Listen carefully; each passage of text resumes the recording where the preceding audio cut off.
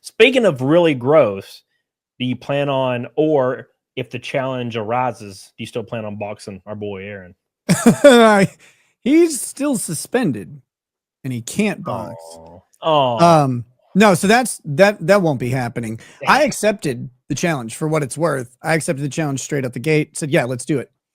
And then he said over and over that everybody backed out. And we're all like, no, we'll do this. we'll all sit and fight you, you dummy. 5 people in one night. Why would you think that you're going to live through that? Like, that's insane. It doesn't really matter outside of being a ridiculous skill gap. It doesn't really matter who you are. Like, you're gonna fighting 5 people in a row, you're gonna get worked. Yeah, dude. At some point, you'll be exhausted as hell. That's something I'd like to see. See, I'm not even like iDubbbz has Creator Clash 3, which is going to fail miserably, and I'm like, damn, I'd rather just see the Aaron Imholte thing. That's what I'd pay. I'd pay like $30. Let's stream this shit. $30. Yeah, watch just Aaron get wrecked, dude. It was Boogie out there. I wanted to do it just because it would give me a good motivation to like get in the fucking gym and go work out. But as soon as the way my year has been going, the gym is on my agenda. But as soon as as it was obvious back in February when he got suspended that it wasn't going to happen, it's like, okay, well, the gym can wait. I got other shit to get in order first. So I just thought it was going to be fun. And I figured he was just going to puss out, but when he got suspended, it's like, well, I mean, I guess that's not pussing out, but he had already backed out before that. Dude. Anyway, I don't know. The dude's weird. He's the quintessential like Chihuahua. Like, he'll say all this shit, and then you get in his face, and he's like, "No, dude, it's it's cool. It's totally cool, man." He's that guy. No, dude, that's not what I meant. It's totally cool. No, you're just taking the internet too seriously, Cody. Yeah. That's what's going on. You're just taking it too seriously. It's like you challenged 5 people to boxing, and they all said okay. Like, oh no, you could take it to the internet too seriously. What? Yeah. Don't get it.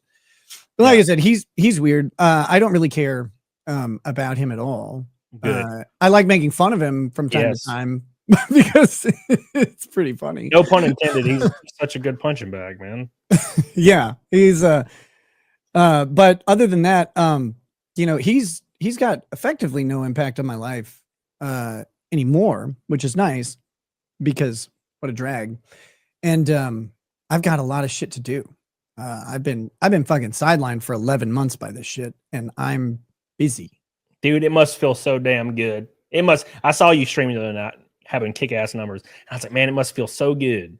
And like, I know like Aaron doesn't matter, but it must feel so good to see like thousands of concurrent people shooting support and super chats, people welcoming you back, people love you, and you go look at his channel and he has like 40 watchers. Oh, yeah.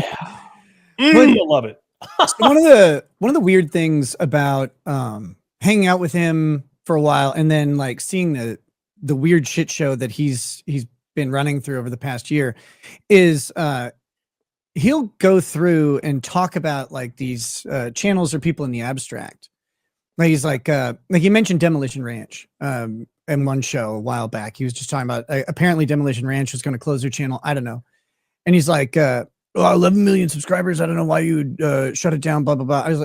I'm like, Demolition Ranch, hey, they invited me to come out several times. Like I wasn't able to, I was busy, but it's like, he is in a completely different echelon of YouTube and he doesn't realize it at all. He's like comments on people. It's like, oh, I've been on that show. I've been on that show. I've been on that show. I've been to their house, and he just has no concept of that. He has no concept of how the YouTube business works as like an industry, how to grow a channel or anything. But he thinks he does. And that makes it even better. So it's like, he reminds me in that aspect of Pauly Shore. Now, before I get into that, what I mean is, to be fair, I love Pauly Shore. I don't know why, but I love it. Yeah, of course. But Pauly Shore, son-in-law was great, dude. God, I love that shit. But Pauly Shore does this thing on podcasts where he name drops people so often. He's like, yeah, me and Tom Cruise, we're hanging out one night, and he just said every sentence is about how he's hanging out with this super A-lister, and they're like doing like partying. And I'm like, no, I don't think this is true. And I feel like that's the same way with Aaron. Like he'll be like, he'll say stuff like demo. Oh, I don't know why demo ranch. I'm like, dude, demo ranch has made a $1 jillion. It's time. Like if you're done, you're done. If I had 16 million subs, I made $80 million on my YouTube channel. Yeah, and I was just burnt out and didn't want to do anymore, and I want to enjoy life. Yeah, I'd be like, I'm out. I'm enjoying life now. And a lot of people can't understand that. And it's the same way with. I saw Aaron. He was mentioning something about some like Howard Stern or something, and we talked about this once, where he's like, "Oh yeah, I know how Howard Stern feels when he got this giant $1 million contract." Like being in the radio business, I know exactly what he's going through. And I'm like, Aaron, shut your ass.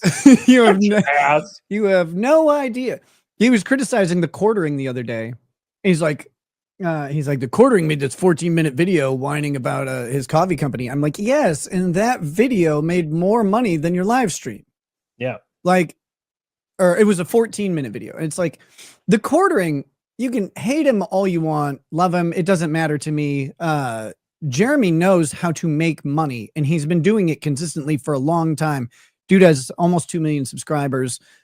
And if you look at his channel, channel views on his videos, it's just 500 to 200K view videos a day. And as well as I do, that's fucking bank. Yeah. It's a lot of money, especially consummate to the amount of work that's going in.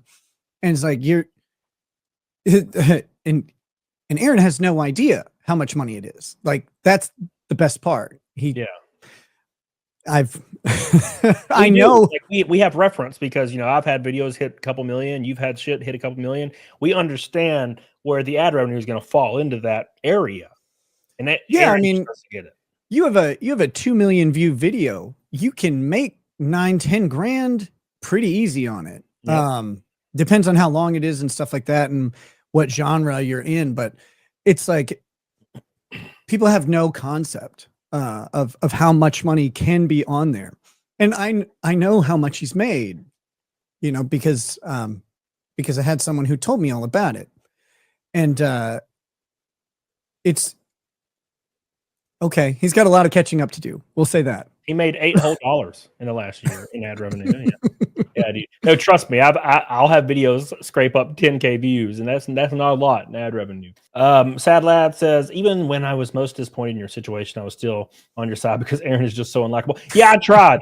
I was like, oh god, Aaron has some tea. This Aaron guy, Aaron Imholte. Like Art would send me a link and be like, dude, this is what Aaron's saying. And I'm like, all right, cool. And I'll check it out. And I would 20 seconds into the clip, I'll like message him back, message Art, and I'll be like, man, I can't watch this shit. I hate this motherfucker. Like, and it's not anything he's really saying. It's just, God, I can't stand him. He's just so unlikable. It's unfreaking believable. It's brutal. He is. And that doesn't change off camera. He's just